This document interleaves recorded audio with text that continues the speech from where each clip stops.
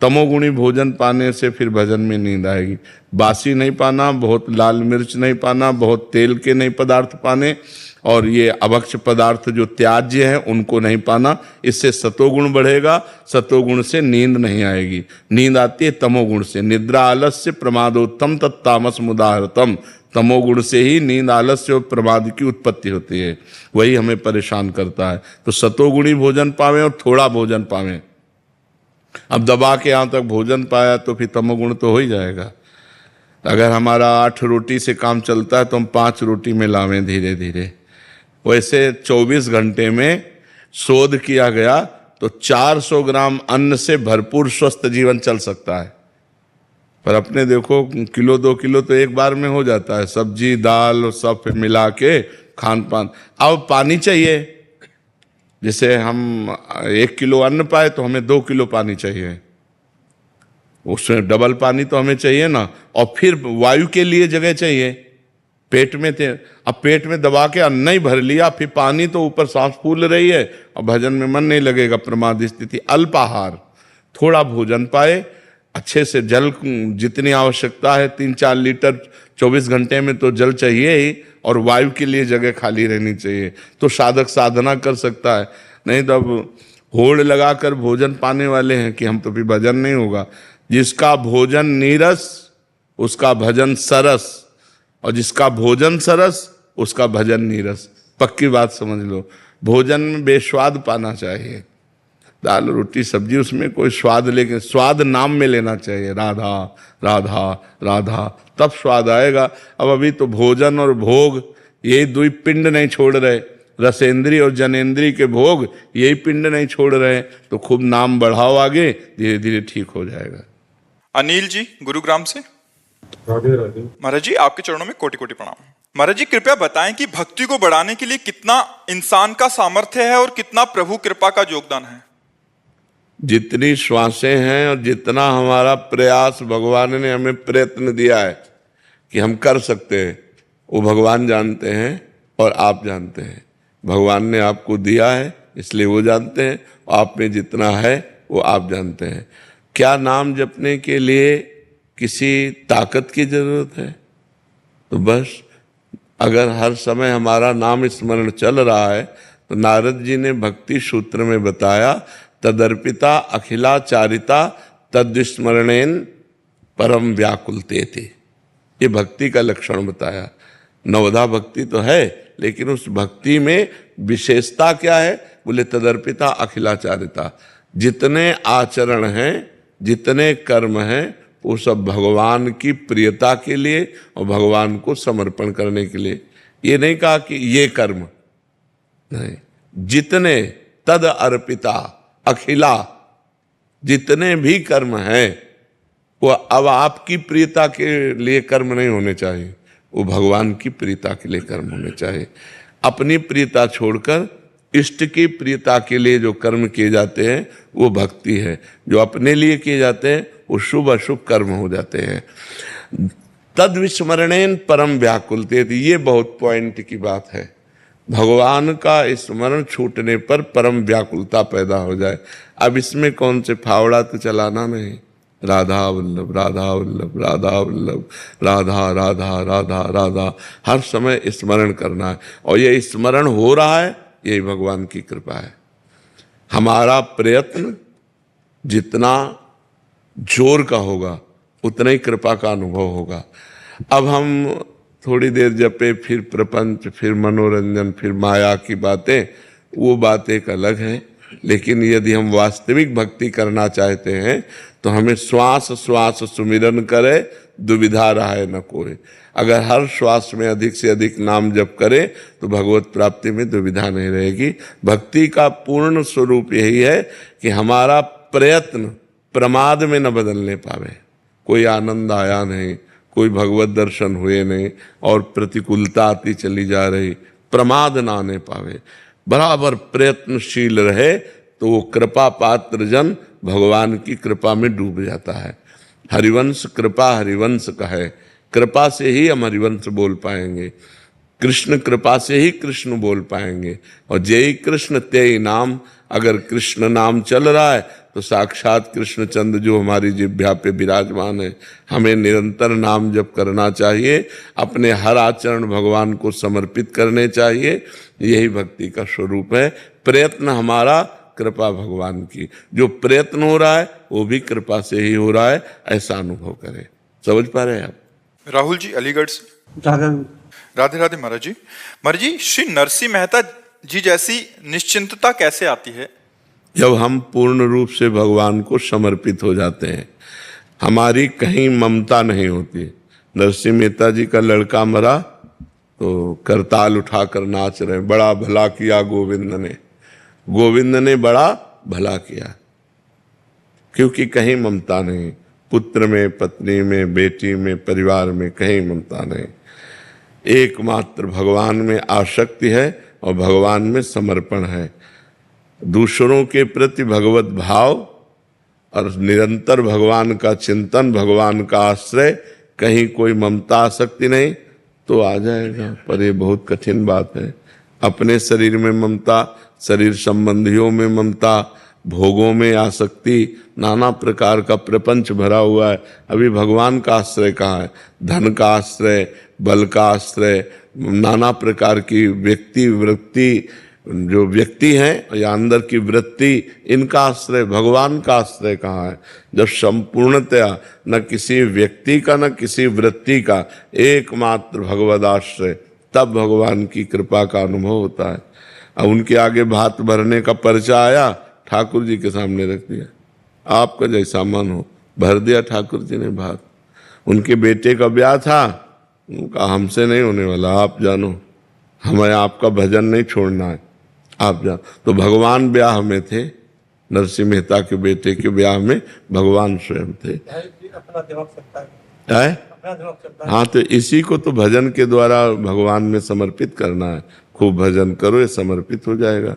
जितना भजन करोगे उतना ही दिमाग समर्पित होगा भगवान में। और भजन, हमने तो मांस छोड़ दिया है, पर हमारे माता पिता बोलते हैं कि बलि देनी पड़ेगी तो देवताओं पे, और जब मकान बनाते तो भी देते नहीं नहीं, ये सब मूर्खता है बच्चा, ये सब मूर्खता है। नहीं दोगे तो अमंगल हो जाएगा आपका। हम जो तुम्हें बात कह रहे हैं, किसी भी पशु की बलि देने से अगर कहीं मंगल होता हो, हिंसा करने से, ये मूर्खता है, ये मूर्खता है। नाम जप करो, भगवान नाम कीर्तन करो और पशु पक्षियों की भी सेवा करो, तुम्हारा परम मंगल हो जाएगा। हमारा ज्ञान आप पूरी तरह। हाँ, बस आप हिम्मत रखते रहना, आप मत करना, आप बस अपने को बचा लो। देखो, पिता हिरण्यकश्यप था, लेकिन प्रहलाद जी का विरोध किया, भक्ति का विरोध किया, तो प्रहलाद जी ने दैत्यराज करके संबोधन किया, पिताश्री नहीं। तजु पिता प्रहलाद विभीषण बंधु भरत महातारी। ये बहुत पूर्व जन्म के किसी अशुभ संस्कार का फल मिलता है कि ऐसे माता पिता मिलते हैं जो आसुरी प्रवृत्ति के होते हैं। वहीं घर में रहो, लेकिन आपको असत कार्य नहीं करने, इतने कमजोर नहीं बनना, बिल्कुल नहीं बनना कि हाँ, बिल्कुल नाम जप करो, भगवान तुम्हें सामर्थ्य देंगे। नाम जप करो। कुमार सत्यम जी। राधे राधे। राधे राधे महाराज जी। महाराज जी, मैं भजन गायक हूँ महाराज जी। महाराज जी, मैं समाधान चाहता हूँ कि अगर विवाह की इच्छा ना हो तो विवाह करना चाहिए घर वालों के? नहीं करना चाहिए, नहीं करना चाहिए। यदि हमारी इच्छा नहीं है, तुम किसी दूसरे को अपने बंधन में बांध करके पीड़ा देना ठीक नहीं है। क्योंकि दूसरा तो आपको पति भाव से स्वीकार करेगा, तो वो अपनी इच्छा कुछ रखता है। अगर आप उसकी इच्छा पूर्ति नहीं करेंगे तो उसका तो जीवन बाधित हो गया ना। तो आपको है कि हमें आजीवन ब्रह्मचर्य रहना है, तो आप अपनी रुचि माता पिता से व्यक्त कर सकते हैं। किसी के जीवन में खुलवाड़ नहीं करना चाहिए। या हमें कोई दबाव करके किसी लड़की से ब्याह करा दे और हमारी रुचि है नहीं, हम उसको प्यार दे ना पाए तो उसका जीवन व्यर्थ चला जाए, तो ऐसा नहीं करना चाहिए। अपने माता पिता की प्रियता के लिए किसी की प्रियता को नष्ट ना करे, किसी के जीवन को बर्बाद न करे, खुला अपना जीवन रखना चाहिए। सुनील कुमार गुप्ता जी। हरे कृष्णा महाराज जी। महाराज जी, अपने गुरु के प्रति श्रद्धा को कैसे बढ़ा सकते हैं अपन? जितना भजन करोगे उतना हृदय पवित्र होगा, उतना ही गुरुदेव से प्रेम होगा। भजन से प्रेम होता है। गुरुदेव कोई सांसारिक व्यक्ति नहीं है कि किसी सांसारिक संबंध में जैसे अपनापन होता है वैसा अपनापन गुरुदेव से हो नहीं। भजन करने से गुरु साक्षात परब्रह्म तस्मै श्री गुरुवे नमः, गुरु परब्रह्म है ये भाव आने लगेगा। जितना गुरु प्रदत्त नाम जप करोगे, गुरु मंत्र जप करोगे, उतने गुरु से प्रेम होगा। जितना पवित्र आचरण करोगे उतने गुरु से प्रेम होगा। जितना संत वैष्णव से निरपराध रहोगे उतने गुरु से प्रेम होगा। कहीं भी अपराध किया जाए वो गुरु के पास जाता है। जब हम किसी वैष्णव संत का अपराध करेंगे तो हमारा गुरु से संबंध खट्टा होने लगेगा। अगर हम वैष्णव संतों की पूजन करेंगे, भावना करेंगे, खूब नाम जप करेंगे तो हमारा गुरुदेव भगवान से प्रीति होने लगेगी, क्योंकि सबके हृदय में गुरुदेव भगवान विराजमान है। अखंड मंडलाकारम व्याप्तमेन चराचरम तत्पदम दर्शितमेन तस्मै श्री गुरुवे नमः। सब में गुरुदेव विराजमान है। किसी का अपराध न बने, खूब नाम जप करो, पवित्र आचरण, तो गुरुदेव से प्रीति हो जाएगी, गुरुदेव से प्रेम हो। गुरुदेव से प्रीति हुई तो भगवान से प्रीति हो गई। गुरु और भगवान दो थोड़ी है, गुरु गोविंद न भेद कराए जी। ऋषभ त्यागी जी, राधे राधे। राधे राधे महाराज जी। महाराज जी, क्या नाम जप ही पूरी पूजा है? संपूर्ण आराधना नाम जप ही है। निरंतर नाम जप हो। कलयुग केवल नाम आधारा, सुमिर सुमिर नर उतरे पारा। और कोई पूजा बने न बने, कल के सत्संग में था first last and latest discovery. भाई जी हनुमान प्रसाद पोद्दार जी कह रहे first last and latest discovery. मेरी पहली, अंतिम और वर्तमान की खोज है कि एकमात्र केवल नाम का आश्रय ले ले, उसे निश्चित भगवत प्राप्ति हो जाएगी, निश्चित भगवत प्राप्ति हो जाएगी। और गोस्वामी तुलसीदास जी भी कह रहे हैं, भरोसो जाहि दूसरो सो करो। किसी का मन आवे किसी साधन पे भरोसो करो। मेरे तो राम नाम दो आखर, राम ये दो अक्षर मेरे माई बाप है, मेरा सब कुछ है, इसी से सब कुछ प्राप्त हुआ है। तो भगवान नाम जप ही संपूर्ण पूजा है। यदि नाम जप हो रहा है और कोई पूजा नहीं हो रही तो संपूर्ण पूजा हो रहा है। अगर और पूजा हो रही, नाम जप नहीं हो रहा तो अधूरा है। नाम जप है अंक और सब सेवा साधन शून्य है। जैसे एक लगा के शून्य तो 10, फिर शून्य तो 100, फिर शून्य तो 1000। ऐसे नाम जप करते हुए सेवा साधन जो भी करो, व्यापार नौकरी, सब 10 गुना फल देने वाला होगा। अगर नाम जप अंक है, अंक हटा दो तो 0 0 0 0। समझ पा रहे हो? इसलिए संपूर्ण सेवा पूजा भजन नाम है। अगर नाम जप हो रहा, इससे बड़ी कोई पूजा नहीं, इससे बड़ा कोई यज्ञ नहीं, इससे बड़ा कोई तीर्थ स्थान नहीं, इससे बड़ा कोई दान नहीं। सब कुछ यही है नाम जप। नाम के समान नाम ही है, इसकी समानता में दूसरा कोई नहीं है। राहुल जी दिल्ली से, राधे राधे महाराज जी। राधे राधे महाराज जी। महाराज जी, आप लिख रहे हैं कि ये सबका सामान्य प्रश्न भी है कि दुख की पीड़ा से बाहर नहीं आया जाता। महाराज, इसका क्या कारण होता है कि जैसे वो बहुत समय लग जाता है वापिस आने में? महाराज जी, विवेक की कमी और मन का मलिन होना। अगर विवेक प्रवीण हो तो 1 सेकंड में काट दे, तो प्रवीण विवेक हुआ नहीं, बुद्धि में विवेक हुआ नहीं, केवल बुद्धि है। और मन जो है वो मलिन है, तो किसी भी नेगेटिव भाव को, विपत्ति को, तिरस्कार को, अपमान को पकड़ करके अगर बहुत मलिन है तो महीनों परेशान रहता है, दिनों परेशान रहता है। साधक है 5 मिनट में काट दिया, और प्रवीण तो 1 मिनट में काट दिया, और प्रवीण तो स्वीकार ही नहीं किया, मस्त एकदम। तो ये विवेक सत्संग से होता है। बिन सत्संग विवेक न होई, और राम कृपा बिन सुलभ न। बिना भगवान की कृपा के सत्संग नहीं मिलता, और बिना सत्संग के विवेक नहीं होता। अगर विवेक हो जाए बुद्धि में और नाम जब चल रहा है तो मन की मलिनता नष्ट हो जाएगी, वो दुख को पकड़ेगा ही नहीं, वो सुख में ही रहेगा। अगर हमारा मन भगवान के चिंतन में है, शरीर में दुख है या परिस्थिति दुखद है, तो हम उसको क्रॉस कर जाएंगे। अगर हमारा मन भगवान में नहीं है तो उसी में डूब जाएंगे, उसी में परेशान हो जाएंगे। तो लोग भगवान का आश्रय तो लिए नहीं, भजन करते नहीं, तो सुख आया तो फूल गए, बोले नहीं उनके लड़का हुआ है, ठीक है। हुआ, हर्षित हुए, पधार गया, अब हाहाकार मचा, रोना शुरू। ये तो नियम है संसार का, सुख और दुख। तो जब सुख आवे तो ज्यादा फूले नहीं, तो दुख आवे तो फिर उसमें डूबेगा नहीं। तो हम कह रहे हैं कोई उत्सव मनाओ, कोई भगवत कार्य करो तो नाम कीर्तन, भगवान का यश कीर्तन, भगवान की कथा वार्ता और भक्तों की सेवा, तो तुम्हारा जीवन सार्थक हो जाए। तो अपवित्र मन दुख को पकड़ता है और पवित्र मन सुख को, भगवान के सुख को पकड़ता है। भगवान का सुख ऐसा है जो सांसारिक सुख दुख से निवृत्त कर देगा। अब जैसे कोई लाभ मिला तो तत्काल विवेक काम करता है, इतने से क्या होगा और ये कितने दिन टिकेगा, तो उसमें फूलन नहीं होती। नहीं तो संसारिक आदमी एकदम फूल जाता है, अरे लाभ मिल गया, अच्छा हानि हुई, कितनी देर टिकेगी? जब सुख नहीं टिका तो ये कितनी देर टिकेगी? हम डट कर इससे लड़ते हैं और इस विपत्ति से, इस दुख से, इस हानि से हम परास्त नहीं होंगे, क्योंकि विवेक काम कर रहा है और विवेक सत्संग और नाम जप से होता है। तो नाम जप और सत्संग करो जिससे तुम्हारा मन पवित्र रहे, दुख का स्पर्श ना करे। दुख जो है वो माना हुआ है, दुख है नहीं, दुख माना जाता है, दुख की मान्यता है, नहीं तो दुख है नहीं।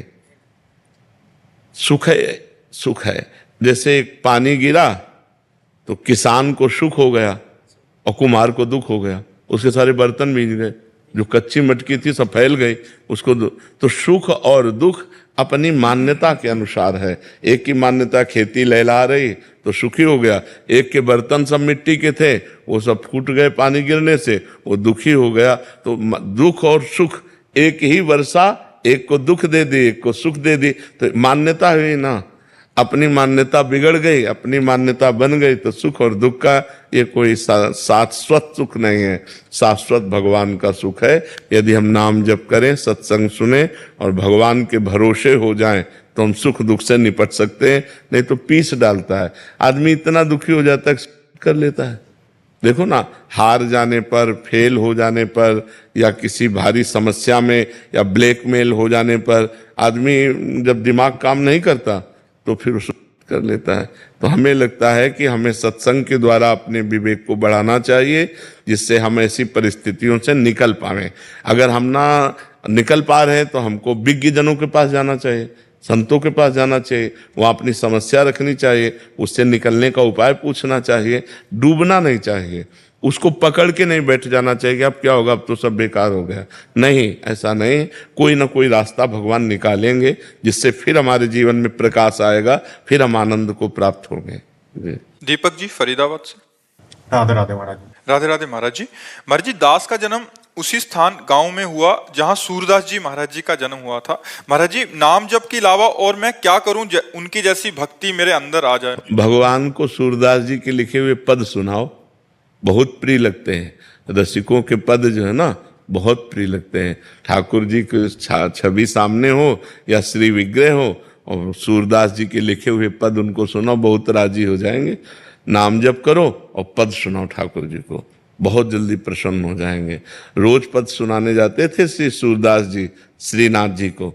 श्री श्रीनाथ जी का जब श्रृंगार होता रोज, तो सबको ये आश्चर्य होता कि जैसी पत्रावली, जैसा श्रृंगार, जैसी पोशाक, जैसे आभूषण, वैसे ही वर्णन।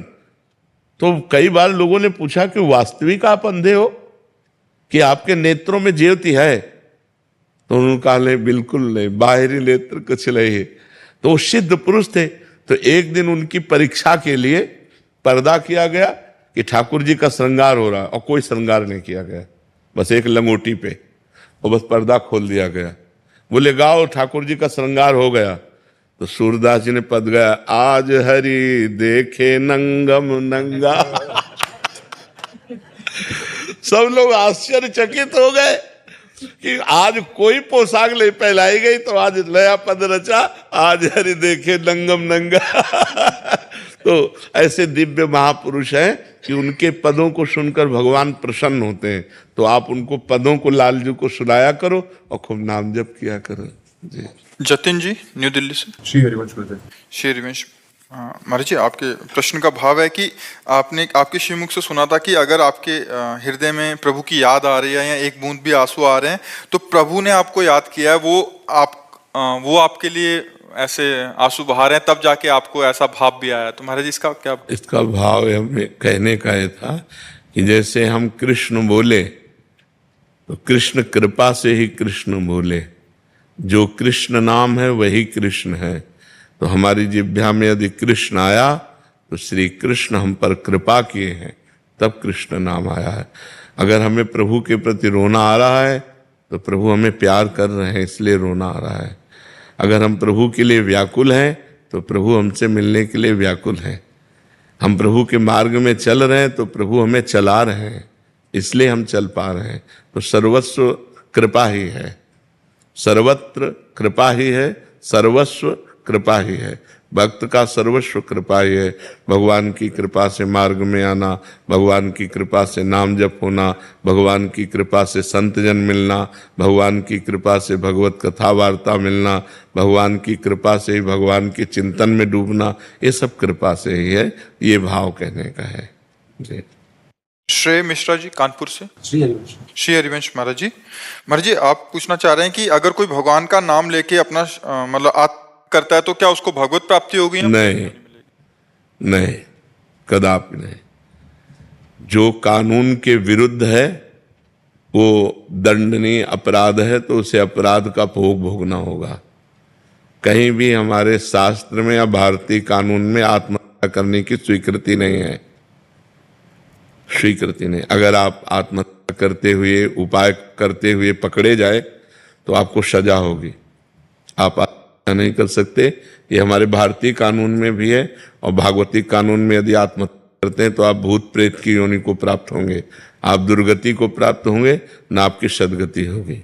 ऐसा नहीं तो सब लोग नाम बोल करके दरिया में कूद जाएं, ऐसा नहीं है, ऐसा नहीं है। ऐसे दुर्गति को प्राप्त होगा और सदगति को प्राप्त नहीं होगा। जैसे कोई नाम ले करके पाप करे तो नरक को प्राप्त होगा और सदगति को प्राप्त नहीं होगा। ऐसे ही कि नाम से अंतिम समय में कल्याण हो जाता है तो उसकी दुर्गति हो जाएगी, वो प्रेत योनि को प्राप्त होगा, उसका बहुत अधापतन हो जाएगा। ऐसा कभी नहीं करना चाहिए। आत्महनन गति बहुत निंदनीय होती है। हाँ, वो आत्महत्या कभी उद्धार को प्राप्त नहीं होगा, कल्पों कल्पों भटकता रहेगा। इसलिए आत्म कभी किसी को नहीं करनी चाहिए, ये सबसे बड़ा अपराध है। हर समस्या का समाधान है, लेकिन हर समस्या का समाधान आत्मसाइड थोड़ी कि आप हत्या कर लो, ऐसा नहीं है। क्या करोगे तो दुर्गति को प्राप्त हो जाओगे। क्यों? तुम्हारे दिमाग में विचार कैसे आया? अंतिम समय यदि भगवान का नाम स्मरण में आ जाए, अंतिम समय, आत्महत्या और अंतिम समय में बड़ा फर्क है। हमारा समय होता है अंतिम। जैसे अब हमारे प्राण निकलने वाले हैं, हमारे निकल राधा और प्राण निकल गए, अब आपको भगवत प्राप्ति हो जाएगी। लेकिन प्राण निकालना वो अंतिम समय नहीं है, वो आत्मा है, तो उसका फिर दंड मिलेगा ना आपको। आप अपराध कर रहे हैं। आपने बोला था कि वो जैसे वो किसी मतलब जलने वाले पदार्थ का है कि वो जलाएगी। हाँ। और आपने बोला था राधा नाम का वो तारना ही है। हाँ, तारना है। तो कानून के विरुद्ध, कानून के विरुद्ध थोड़ी नहीं। जैसे जहर है ना, तो अगर उसे वैद्य शोध के दे तो दमादी बीमारियों के काम में आ जाता संख्या, और ऐसे खा लो तो मर जाओगे ना। तो उसका विरुद्ध प्रयोग थोड़ी करना चाहिए, उसका विरुद्ध प्रयोग नहीं, ये विरुद्ध प्रयोग होगा, इससे आपको दंड मिलेगा। आत्म करते समय कि हम भाई राधा बोलकर आत्म कर लेंगे, राधा बोल करके हम किसी, तो इससे आपका पतन हो जाएगा, आपकी दुर्गति हो जाएगी। स्वतः हमारे प्राण निकल लें, फिर राधा राधा बोल लें तो हमारा कल्याण हो जाएगा। ऐसे नहीं, दुरुपयोग न करें। सद्वस्तु का दुरुपयोग नहीं करना चाहिए, ये कानून के विरुद्ध है। सविता जी। राधे राधे महाराज जी। महाराज जी, क्या किसी का प्रारब्ध इतना बलवान होता है कि पीढ़ी की पीढ़ी उसका फल मिले? नहीं, ऐसा नहीं होता। स्वयं को भोगना पड़ता है, पीढ़ी को नहीं। जैसे पिता ने पाप कर्म किया और पूर्व जन्म का दुख पुत्र को भी बधा है, तो ऐसे पिता का पुत्र बनेगा कि उसके आचरण का उसे जीवन भर दुख भोगना पड़ेगा। पिता कर्जा किए हुए था, पिता अपराधी था, पिता बहुत प्रकार के दुराचार किए हुए था, तो उस पुत्र को जीवन भर दुख भोगना पड़ेगा। प्रॉपर्टी छिन जाएगी लोगों को कि समाज में कि उसी का तो लड़का है ना जिसने ऐसा किया था, तो जीवन भर उसको, तो ये कर्म संस्कार उस जीव के पूर्व से लगे हुए हैं, तो वो पुत्र बनता है आकर, वो पिता बनता है आकर, ऐसा। अब पीढ़ी दर पीढ़ी, ऐसा नहीं कि पाप करे कोई और पीढ़ी दर पीढ़ी वो भोगता रहे, ऐसा। हम तो सत्कर्म कर रहे हैं, बट मतलब अभी तक कष्ट ही कष्ट मिल रहे हैं। हाँ, तो आपने आज सत्कर्म किया, पीछे दुष्कर्म किए, तो उनको कौन भोगेगा? पीछे जन्म में दुष्कर्म किया, पीछे कमाई है ये, अभी की कमाई तो आपकी अच्छी है, मान लो सत्कर्म कर रहे हैं, लेकिन पीछे बुरे कर्म किए पूर्व जन्म में, तो भोगना नहीं पड़ेगा? तो भोगना तो पड़ेगा, अवश्य में भोक्तव्यम कृतम कर्म शुभाशुभम। किसका प्रश्न है? हाँ, तो भोगना तो पड़ेगा ही ना। आज सत्कर्म कर रहे हैं, लेकिन पीछे हमारे बुरे कर्म रहे, तो उनका दंड भोगना पड़ेगा, तो भोगना अवश्य में भोक्तव्यम, भोगना पड़ेगा। अच्छा, एक बात ये बता दो कि गोरे दाऊ जी श्याम काहे बने? मैया मोए दाऊ बहुत खिजायो, मोसों कहत मूल को लीनो, तू जस मतलब जायो। गोरे नंद यशोदा गोरे, तू कित पारो आयो। पहलो एक कारण ये है, दूसरो कारण ये है कि छोटे बड़े भैया को कर्तव्य रहे छोटे भैया की रक्षा करवो। तो कंस या कंस को कोई राक्षस आवे को, दो भी आए शैतान आऊं और बुलाऊ, पाषाण पत्थर के है गए। तो बाबा बड़े भागते बास मिलो नंद गाम को, लाड़े ले लाल को चित्त में लाऊं, गुणगान करूं नित ध्यान धरूं, अब तेरे ही द्वार पे शीश नवाऊं। चरणामृत पान करूं मैं सदा, अपनो निज जीवन धन्य बनाऊं। अब ऐसी कृपा करियो नंदलाल, मैं वास सदानंद गाम को।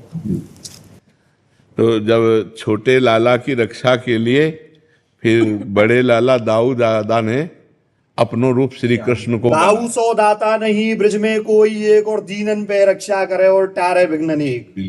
दाऊ दाऊ सब कहे और मैया कहे ना कोई, और दाऊ के दरबार में मैया करे सो हुई। जैसे बाबा के दरबार में जो बाबा के रो वही है रो। जय नंद के लाला, जय नंद के लाला की जय। आशीर्वाद लेना, 70 साल की उम्र, राजनीति करनी चाहिए नहीं करनी चाहिए? राजनीतिक बात अलग है, राष्ट्र सेवा समझो, राष्ट्र सेवा करनी है हमें। जो पद मिले उसके द्वारा समाज को सुख पहुंचाना और भगवान का नाम जप करना, अगर दोनों कार्य करोगे ना, तो ये हो गई पूजा और इस सुमिरन से हो गई भगवत प्राप्ति।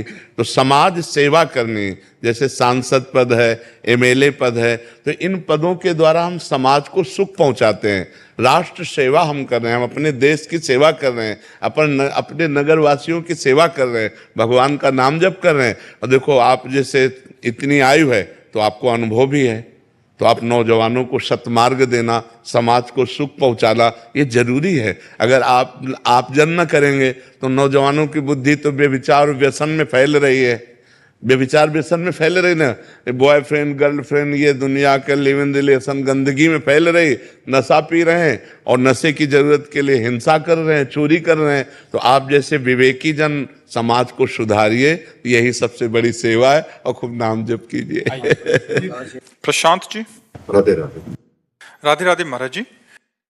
महाराज जी, भारत हमेशा धर्म, समृद्धि और विश्व कल्याण हेतु अग्रसर रहा है। महाराज जी, भारत में गरीबी और भूखमरी की समस्या है। भारत में नहीं, पूरे टोटल आप ऐसे बोल सकते हैं, लेकिन आप पर्सनल में देखिए, प्रत्येक व्यक्ति क्या धर्म से चल रहा है? गरीबी है लेकिन 100 रुपया की शराब पी के आ रहा है। आप विचार करो, परिवार में बड़ी समस्या है लेकिन वो व्यभिचार प्रवृत्ति से युक्त है, वो हिंसा प्रवृत्ति से युक्त है, वो गलत आचरण करता है, तो इसका दंड तो भोगना ही पड़ेगा ना। ये धर्मात्माओं का देश है, ये धर्मशील देश है, ये कर्म भूमि है। अन्य देशों को ऐसा नहीं कहा गया, हमारे शास्त्रों में भारत को कर्म भूमि कहा गया है। अब ये विचार प्रवृत्ति कैसी फैल रही है, बॉयफ्रेंड गर्लफ्रेंड, ये कौन पवित्रता का आचरण धारण कर रहा है? सब मनमानी आचरण धारण कर रहे हैं। तो फिर उनको किसी न किसी विधान से अपने कर्म का फल तो भोगना पड़ेगा। तो कर्म भोग इसी में आता है कि दुख है, दरिद्रता है, विपत्ति है और डिप्रेशन है, नाना प्रकार की प्रतिकूलताएं हैं, इसी में तो दुख आता है। तो दुख ही पाप का मार्जन करता है। तो इसलिए अब देखो, पाप परायण कितने लोग हैं, हजारों लाखों पशु काट के लोग खाते होंगे, लाखों की संख्या में खाते होंगे, मुर्गा आदि बकरा आदि हजारों की संख्या में लाखों की संख्या में खाते हैं, तो क्या ये पाप कर्म नहीं है? तो क्या उसका दंड नहीं भोगना पड़ेगा? हाँ, टोटल अगर हम बोलते हैं तो धर्मशील, शांत, प्रिय और दूसरों का उपकार करने वाला देश है। मान लो किसी देश में भी, वो हमारा शत्रु देश भी हो, अगर वहाँ कोई मतलब परेशानी आ गई, भूकंप आ गया, बाढ़ आ गई, तो भारत आगे खड़ा दिखाई देगा सेवा करते हुए। ये हमारे देश का है। लेकिन क्या हमारे देश के अंतर्गत अधार्मिकता नहीं हो रही? क्या पाप नहीं हो रहे? कितने बड़े बड़े पाप हो रहे हैं, कितनी अधार्मिकता हो रही, तो क्या उसका दंड नहीं मिलेगा? तो उसका दंड मिलने के लिए यही सब है, दरिद्रता, प्रतिकूलता, विपत्ति, नाना प्रकार की मानसिक और शारीरिक रोग समस्याएं, वही सबको भोगनी पड़ रही है। यदि सब धर्मशील हो जाएं, ठीक से चलें, तो सब स्वस्थ रहें, सब आनंदित रहें, लेकिन सब ऐसे नहीं कर रहे हैं। आप खुद देख लीजिए कितना बड़ा अनाचार दुराचार भारत में भी हो रहा है, तो फिर उसका दंड तो भोगना ही पड़ेगा। दिन भर लेबरी करके 500 रुपये कमाते हो, शाम के शराब पी के जाते हैं। अरे उसी के हरी सब्जी लेके जाते तो पूरा परिवार खाता, उसी के थोड़ा मीठा वीठा लेके जाते, परिवार प्रसन्न होता, लेकिन शराब पिए और ढंगते हुए ऐसे जा रहे हैं। ये लाखों की समस्याएं हैं, लाखों की समस्याएं, एक की समस्या नहीं, लाखों लोगों की है। भगवान ने तुम्हें दिया है तो तुम अपना मनोरंजन मार करके दूसरे का जीवन यापन कर सकते हो। हजारों ऐसे हैं जो बीमारी से परेशान है और अर्थ की अव्यवस्था है, और तुम 50,000 फूक रहे हो। भगवान ने तुम्हें दिया है माना, तो तुम 50,000 मनोरंजन में फूक रहे हो। यदि उनको दे देते तो गरीबों के घर बस जाते। तो ऐसे कितने लोग हैं जो विचार नहीं कर पा रहे कि हम अपने भारत का सहयोग करें। हमारे भारत की गरीबी दूर कैसे होगी? जिनके पास अपार धनराशि है वो गरीबों को ऐसी व्यवस्था करे, तो ऐसी मति गति कहाँ है? तो इसलिए टोटल तो हम कह सकते हैं कि हमारा देश धार्मिक देश है, शांति प्रिय देश है और दूसरों का उपकार करने वाला देश है। लेकिन सब नहीं है, इसीलिए सब भोग रहे हैं, इसलिए अपने अपने कर्मों का फल भोग रहे हैं। रमेश जी नोएडा से। श्री हरिवंश। श्री हरिवंश महाराज जी, आपके चरणों में कोटि कोटि प्रणाम। महाराज जी, मेरे कुछ संशय हैं, कृपया निवारण करने का कृपा करें। महाराज जी, क्या पद्मासन में कुछ और क्रियाएं कर सकते हैं, जैसे कीर्तन, पाठ पढ़ना, वार्तालाप या भोजन करना आदि? नहीं, पद्मासन में मंत्र जाप, नाम जप और शांत भाव से बैठ सकते हैं, बस, और नहीं। ये नहीं कि पद्मासन लगा के भोजन पा रहे हैं, पद्मासन लगा करके हम पाठ कर रहे हैं, कीर्तन कर रहे हैं। पद्मासन होता है शांत भाव, मन को एकाग्र करके नाम में, मंत्र में लगाया, शांत भाव से बैठे भगवत चिंतन कर रहे हैं। अब जितना लगा सको, 4 घंटे, 5 घंटे, 3 घंटे, 2 घंटे, भोजन आदि सुखासन पर, कीर्तन आदि खड़े होकर के या सुखासन में बैठ करके, अलग अलग है। लेकिन पद्मासन में मंत्र जाप, ध्यान, नाम जाप अंदर करते हुए शांत बैठे रहना, पद्मासन आदि का। महाराज जी, ये अनुभव किया कि पद्मासन जैसे आपकी प्रेरणा से किया तो भोजन अल्प मात्रा में हो गया, हाँ, और शक्ति ज्यादा मिल रही है महाराज। हाँ, ये होता है, भोजन अल्प हो जाता है और शारीरिक शक्ति बढ़ने लगती है, क्षमता बढ़ने लगती है। बहुत सुंदर। महाराज जी, क्या पद्मासन और सिद्धासन एक दूसरे के बाद कर सकते हैं? पहले हाँ, तो पद्मासन फिर सिद्धासन? तुरंत कर सकते हैं। जैसे आप 40 मिनट 1 घंटा पद्मासन लगाए तो आप तुरंत फिर सिद्धासन में भी बैठ सकते हैं, दोनों में बैठ सकते हैं। महाराज जी, कल परसों आप अभी साधकों को जो बता रहे थे कि जैसे पद्मासन पे लगा के उससे बहुत फायदा होगा महाराज जी, 4। हाँ, उसमें क्या होता है कि वायु संशोधन, पहला वायु संशोधन होता है कि जैसे हमने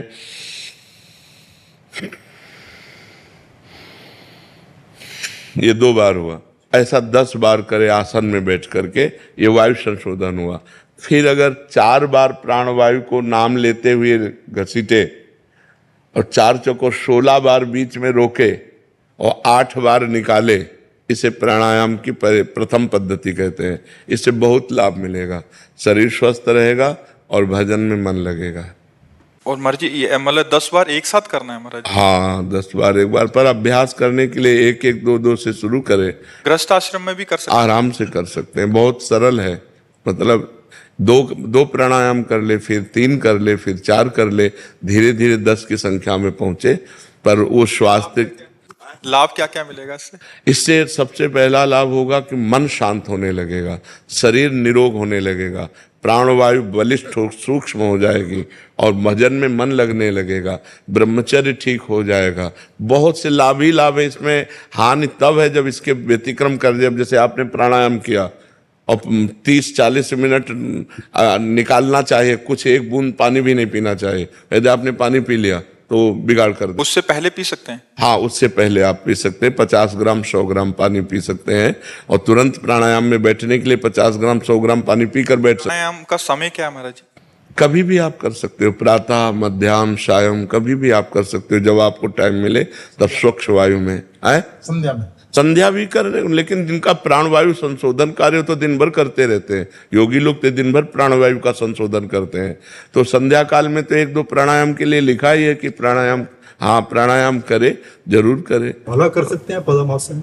हाँ, पद्मासन, वही तो माला कर सकते हैं। प्राणवायु का संशोधन वैसे करना ही चाहिए, तभी शरीर स्वस्थ रहेगा और भजन में मन लगेगा। पर बस ये है कि थोड़ा नियम का पालन करे। अगर व्यभिचारी पुरुष है तो फिर कर ही नहीं सकता है, क्योंकि इसमें थोड़ा संयम चाहिए। बिना संयम नियम के प्राणायाम होता भी नहीं है ना। कभी कुछ करते में स्टार्टिंग में चक्कर से आ जाते हैं, एक साथ चक्कर से आ जाते हैं। आप वो ब्रह्मचर्य की कमी के कारण, तभी हमने कहा ना व्यभिचारी पुरुष जैसे आपने गलत आचरण किए तो ये पवित्र थोड़ी हो सकते। एक संयम पूर्वक, पहले संयम है, फिर नियम है, फिर प्राणायाम, फिर प्रत्याहार, फिर ध्यान, फिर धारणा, फिर समाधि है। तो प्राणायाम थोड़ा कठिन कार्य है। पर परसों आप बता रहे थे कि योग्य गुरु के संरक्षण। हाँ, अब जैसे बताया ना, आप प्राणायाम करके तुरंत पानी पी लो तो आपकी प्राणवायु बिगाड़ देगा, कफ बढ़ा देगा, श्वास की हिचकी आने लगेगी, श्वास में परेशानी हो जाएगी। और अच्छा प्राणायाम करके जैसे तुरंत पानी पी लो तो दमा की बीमारी हो जाएगी, क्योंकि वायु को अब उसको 45 मिनट कम से कम टाइम दीजिए। प्राणायाम हुआ, अब 45 मिनट कुछ खाना पीना नहीं, अब वो पच जाएगी, फिर इसके बाद आप पा लीजिए। पर ये बहुत सावधानी की जरूरत है, क्योंकि अब सब कोई पद्मासन में नहीं बैठ सकता, सब कोई प्राणायाम नहीं कर सकता। तो थोड़ा व्यायाम करके और भगवान की आराधना में लगे, लेकिन लगे भगवत आराधना करे, बिना आराधना के नहीं। और दैन्यता रहे, नहीं तो अभिमान भी हो जाता है। आराधना करने पर, साधना करने पर अभिमान भी हो जाता है, दैन्य रहे जी।